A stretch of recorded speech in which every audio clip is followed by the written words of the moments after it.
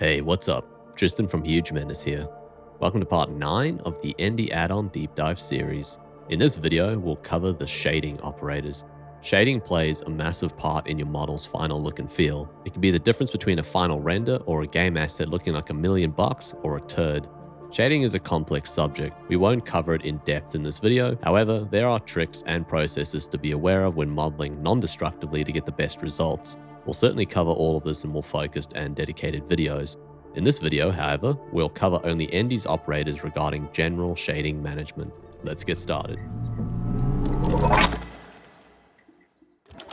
First off the bat is the smooth shading operator. Smooth shading operates differently in Blender 4.1 and above. I won't go into the technical details, but be aware that some of the behavior you'll see in this video may differ if you use ND on an earlier version of Blender. However, the end results should be comparable. Let's use this quad sphere I generated from a beveled cube. Currently, it has the default flat shading you'll see in Blender when adding new primitive geometry.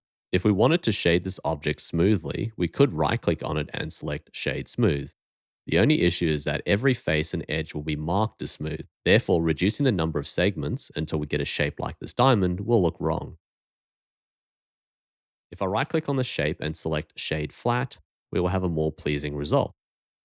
So, how do we instruct Blender to dynamically render certain parts of our model smoothly and other parts flat?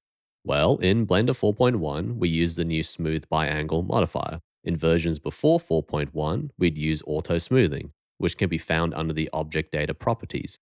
Since setting up smooth shading in Blender is so common and slightly tedious when dealing with many objects, we've added the smooth shading operator to ND to streamline the process. Let's select our diamond shape and then choose the smooth shading operator from the shading submenu. The first parameter we can adjust is the angle. This angle specifies the maximum angle between faces before they're shaded flat. By default, this value is 30 degrees. Let's use this plane I've created with two faces to demonstrate this behavior. If we select the plane, then run the smooth shading operator at 30 degrees and confirm it, we'll see what appears to be one continuous face or plane. If we jump into edit mode and start moving one of the edges downward, you'll eventually notice a change in the shading when these two faces create an angle greater or equal to 30 degrees. It is much more apparent now that the plane comprises two faces. Let's go back and move that same edge upward so that the angle is less than 30 degrees. Now that they are smooth shaded together, it's much harder to distinguish the two faces. You can extend this behavior to all faces present on a more complicated object. So, going back to our diamond, with smooth shading applied at 30 degrees, we'll get a flat shaded shape when the bevel has a low segment count, and a smooth shaded shape when the segment count is much higher. Again, this results from the faces forming a smaller angle between each other. The smooth shading operator has a second parameter, which only appears if you use Blender 4.1 or higher. This option determines whether or not to ignore sharpness when adding the smooth by angle modifier. This ignores any edges you or a modifier has marked as sharp. By default, it's enabled, so keep that in mind if you're ever confused about why your sharp edges are being ignored. It's easy to change, however, either from within the operator overlay or from the smooth by angle modifier present on the target object. Here are a couple of quick things to note. First, ND automatically ensures that the smooth by angle modifier remains at the bottom of the stack when other modifiers are added through ND's operators. This removes some frustration you might feel if you transition from an earlier version of Blender using Auto Smooth. Second, the default angle of 30 degrees can be changed in the add-on preferences. You can select from 30, 45, or 60. Beyond that, you'll need to change the angle value directly when using the operator.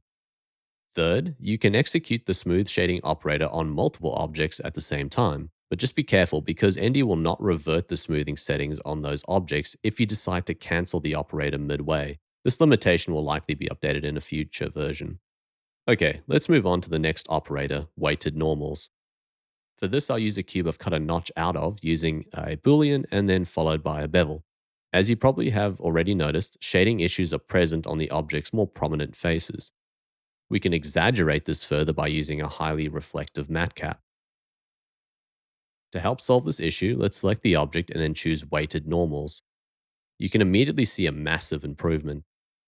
To quickly explain what's happening here, the weighted normals modifier affects the split normals generated by Blender, straightening them out on the more prominent faces. The result is that smaller faces don't jeopardize the interpolation between the split normals on bigger faces when shading the object. There's much more to unpack and explain here, but we plan to cover that in a separate dedicated video. To finish, it's worth noting that just like the smooth by angle modifier, the weighted normals modifier will also be automatically kept at the bottom of the stack under the smooth by angle modifier if it is present. Alright, in the following video, we'll go through these scene operators. I'll see you there.